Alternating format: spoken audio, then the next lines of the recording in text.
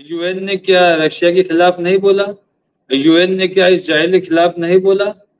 यानी UN Israel जैसा देश जिसकी अपनी खुद की कोई औकात नहीं है, जो सिर्फ दूसरे के ऊपर फूल रहा है, अमेरिका जैसे देश के ऊपर वो फूल रहा है, उसकी अपनी खुद का कोई वजूद नहीं है।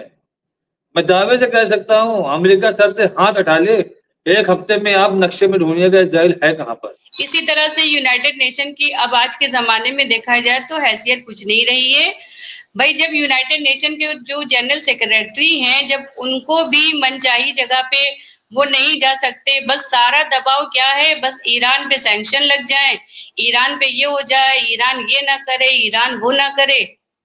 ठीक है, अगर आप कहने साहब वो साजिश कर रहे हैं, अरे तो जो साजिश कर रहे हैं, मैं तो कहता हूं नौजवानों से कि अगर आपके बगल में कोई भी पत्थर लिए हुए या कोई भी मशकूक शख्स मिले, आप फौरन पुलिस को फोन कीजिए, ये देखिए हमारी भीड़ में ये शख्स आया है, ये पथराव करने वाला है, इसे आप पकड़िए। आप कहिए, ये आपकी जिम्मेदारी है।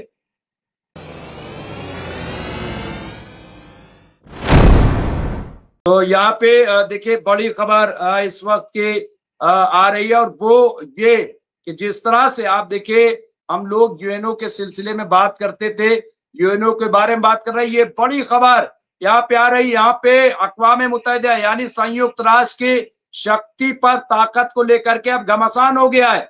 यहाँ पे यूएन के जो महासचिव हैं यानी जनरल सेक्रेटरी के तर्जुमान प्रवक्ता क्या बोले, उन्होंने कहा गुटरेस बेबस हैं, उन्होंने कहा खुद से बोल भी नहीं सकते। ये आप देखिए बड़ी खबर यहाँ पे ये आई है। हम लोग बार बार जो बात कह रहे थे कि यूएनओ की हैसियत खत्म हो गई है, लेकिन इस वक्त की ये बड़ी खबर सामने आ रही है। आप देखिए यहाँ पे जो बात कही जा रही है, जो बात हम लोग कह रहे थे, यहाँ पे संयुक्त राष्ट्र संघ के महासचिव एंटोनियो गुटरेस के तर्जुमान है, जो स्पोक पर्सन है स्टीफन, उन्होंने जनरल मीटिंग के बाद बड़ा बयान दिया है। उन्होंने अरब न्यूज से बात करते हुए दुजारिक ने कहा कि यूएन के पास कोई ताकत नहीं है, यूएन के पास कोई ताकत नहीं है।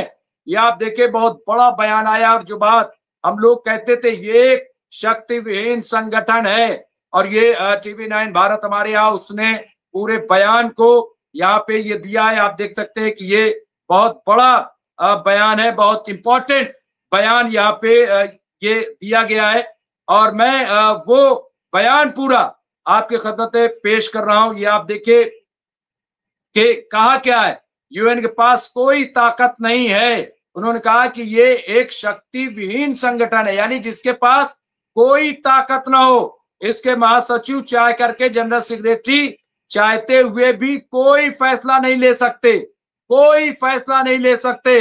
दुजारिक यानी तर्जुमान ने ये भी कहा कि यूएन में जब तक बड़ा बदलाव नहीं होगा और वीटो शक्ति को बैलेंस नहीं किया जाएगा, तब तक दुनिया में शांति आने वाले नहीं है। यानी वीटो जो बार बार सवाल उठाया जा रहा था, और हिंदुस्तान भी चाहता है कि वीटो जो चंद मुल्कों के हाथ में है ये नहीं होना चाहिए। वीटो पावर को बैलेंस, और कल जिस तरह से कैप्टन शमशाद आलम साहब ने कहा था कि अगर 5 मुल्क वीटो पावर रखते हैं तो 5 की वोटिंग होनी चाहिए, और 3 वोट जिसको पड़ जाए वो बात माननी चाहिए, यानी किसी एक के पास वीटो पावर नहीं होनी चाहिए। तो यहाँ पे आप देखे उल्टे यूएनओ पर हो जाता है एक्शन। स्टीफन ने कहा है कि अगर कोई फैसला यूएन करना चाहता है तो उसके खिलाफ ही उल्टा ये हो जाता है। हम लोग ये बात कितनी बार ये बातें कही, दुजारिक के मुताबिक यूएन की स्थापना इसलिए की गई थी ताकि दुनिया में शांति कायम की जा सके, अमन कायम किया जा सके, अंतरराष्ट्रीय अपराध को खत्म किया जाए, युद्ध जैसी स्थिति न बनने दी जाए। आज हालात उल्टे हैं, जो देश वॉर क्राइम करते हैं वही यूएन पर एक्शन भी ले लेते। आप देखिए जो मुल्क क्या कह रहे हैं, जो मुल्क वॉर क्राइम करते हैं वही एक्शन भी ले लेते हैं। और ये इसलिए भी इसका सबसे बड़ा उदाहरण इजराइल है। ये बयान आया, इसका सबसे बड़ा उदाहरण इजराइल है। इजराइल के प्रधानमंत्री पर युद्ध अपराध के आरोप हैं, लेकिन इजराइल ने यूएन जनरल सेक्रेटरी को ही अपने देश में आने से रोक दिया। बहुत बड़ी बात यहाँ पे कही जा रही। इतना ही नहीं, इजराइल अपने सहयोगियों के जरिए यूएन फंड की कटौती में लगा हुआ कि यूएन के फंड को काट दिया जाए। और क्या कहा है इंटरव्यू के दौरान दुजारिक ने बताया कि गुटरेस की दो प्राथमिकता है, दो अव्वलियत है।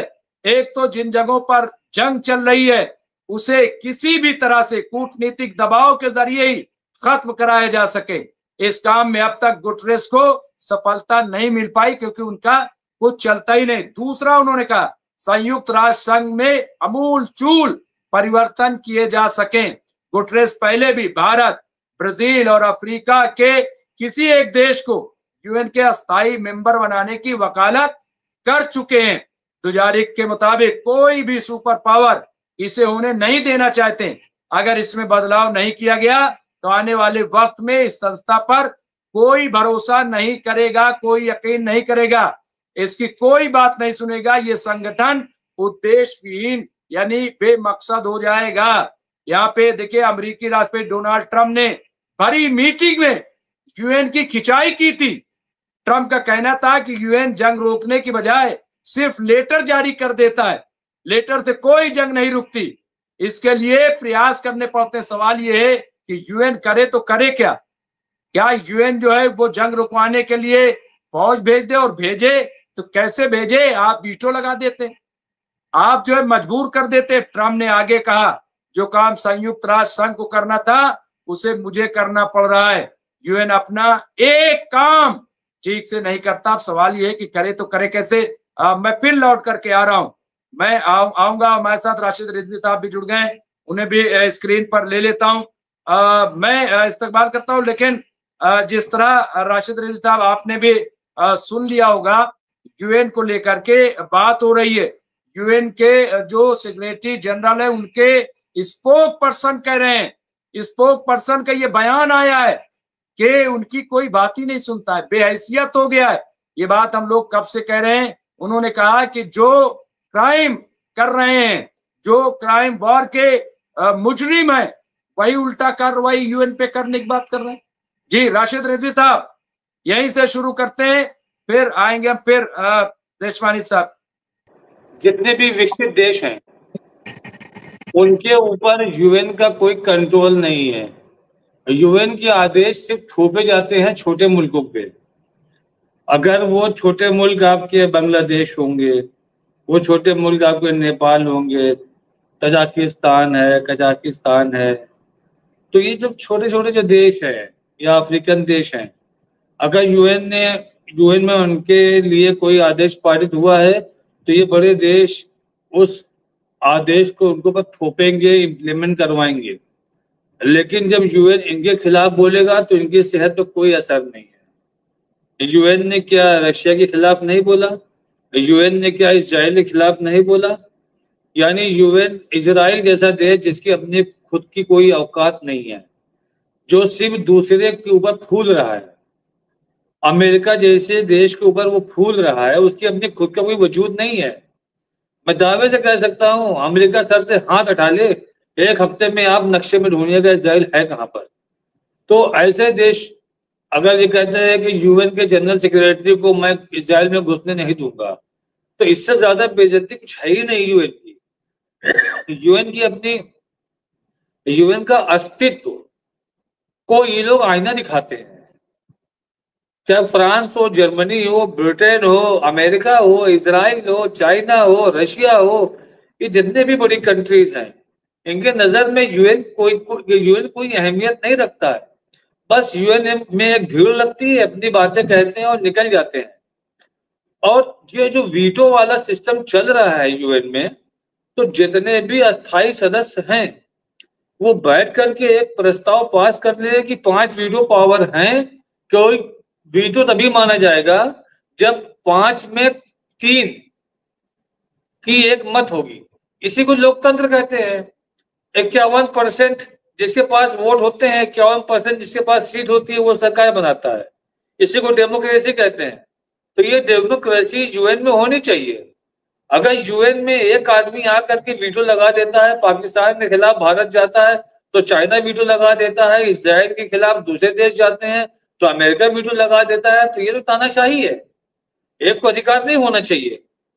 5 देश हैं, पांचों आए वहां पर, पांचों वोट करें, 5 में 3 जिस पक्ष में जाएंगे वो आदेश को माना जाए। क्यों मुमताज भाई? सही कह रहे हैं, और यही सच्चाई है और यही होना चाहिए। और इसके बारे में बार बार बात हुई है कि ऐसा होना चाहिए। मैं रेशमा हनीफ साहिबा, आपको क्या लग रहा है? मैं यहीं पे आऊंगा और उसके बाद फिर मैं अपनी डिबेट को ओपन करूंगा और जो बड़े इश्यूज हैं, बड़ी जो बातें हैं उस पर। लेकिन रेशमा हनीफ साहिबा से भी एक कमेंट चाहते हैं कि जो बात हम लोग रेशमा हनीफ साहिबा कह रहे थे कि आप देखिए यूएन की कोई हैसियत नहीं रह गई। हम लोग जब प्रोटेस्ट, अभी बंद रहने दीजिए, आपकी आवाज तरह से इको कर रही, इसलिए मैं थोड़ा सा अभी जब मैं ओपन कर दूंगा तब आप बोलिए। तो हम लोग राशिद रिजवी साहब जब प्रोटेस्ट वगैरह कवर करने जाते थे तो हम ये सुनते थे कि जो प्रोटेस्टर होते थे वो कहते थे कि अगर हमारी भारत सरकार ने बात नहीं सुनी तो हम यूएनओ तक जाएंगे, हम यूएन में जाकर के बात उठाएंगे। और अभी एक यूट्यूब चैनल वाले ने फिर कहा ये आई लव मोहम्मद के मामले में कि आप कुछ ना कीजिए, पिटीशन डाल दीजिए। अरे भाई, वहां कोई सुनने वाला नहीं, वहां कोई आप जो है क्या बात बेवकूफी वाली कर रहे हैं? पिटीशन डाल, उससे क्या हो जाएगा पिटीशन? सवाल ये है कि ये कोई मुद्दा ही नहीं है, कोई इशू ही नहीं है, ये तो बावलापन है बिला वजह। आप बताइए 4 तारीख 5 तारीख को ईद मिलादुन नबी, आज कौन सी तारीख? 29 सितंबर। हो जो है लगा हुआ है बिला वजह। हाँ, अरे भाई क्या मतलब है इससे? हाँ? आप जो है नमाज में जाइए, आप जो है अपनी शराफत का चोला लोगों के सामने पेश कीजिए। हाँ, हो गया, आपका एहतजाज दर्ज हो गया। लेकिन बिला वजह जो है आप देख लिए कि और उसमें हमारे छोटे मासूम बच्चे कूद रहे हैं, राजनीति हो रही है, पोलराइजेशन हो रहा है। राजनेता तो अपना उल्लू सीधा कर लेंगे और गरीब जो बच्चे हैं वो फंस जाएंगे, माँ बाप दौड़ते रहेंगे। भाई क्या तमाशा हो रहा है? और आप देखिए कि ऑर्गेनाइजेशन चुप है। सिर्फ एक पंजाब के शाही इमाम के अलावा किसी ने भी आकर के ये नहीं कहा कि ये बंद होना चाहिए, ये ठीक नहीं है।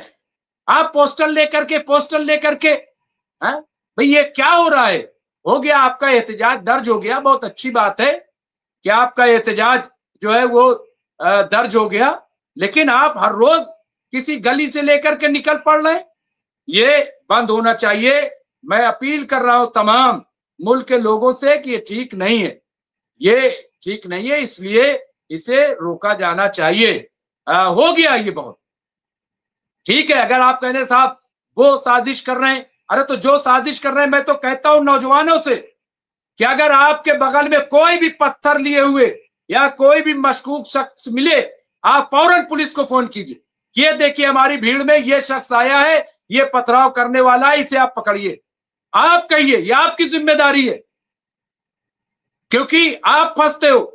जो शातिर लोग हैं, साजिश करने वाले हैं, वो भाग जाते हैं और आप फंस जाते हो। मासूम लोग फंस जाते हैं, माँ बाप बेचारे दौड़ते रहते हैं।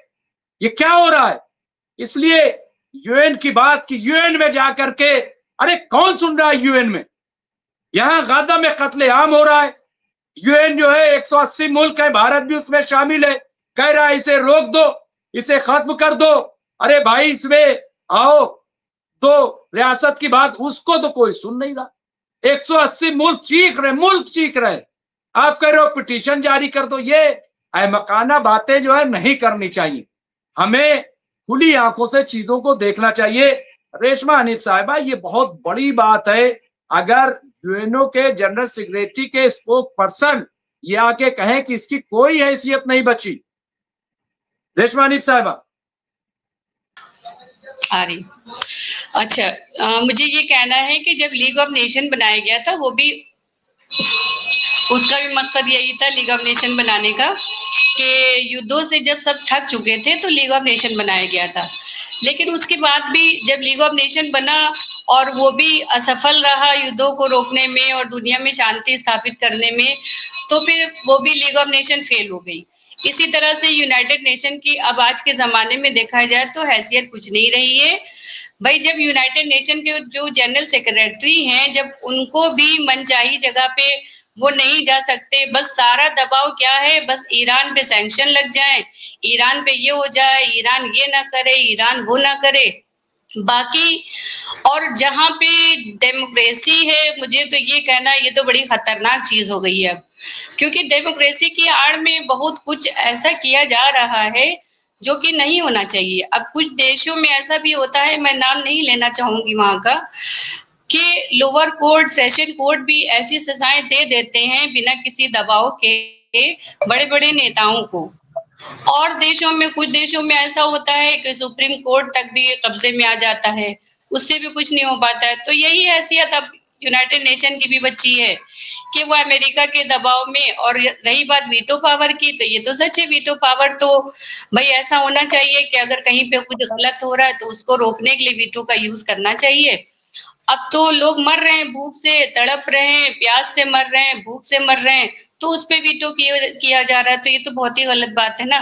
तो वीटो कोई इसलिए थोड़े ना होता है। अभी तक तो वीटो जो भी हुआ है, चलिए चीन के पास भी है, सभी के पास है वीटो पावर। अभी जो सैंक्शन भी लगे ईरान पे, उसको रोकने के लिए चीन ने, रूस ने बहुत कोशिश करी, खैर नहीं रुक पाए, वो बात अलग है।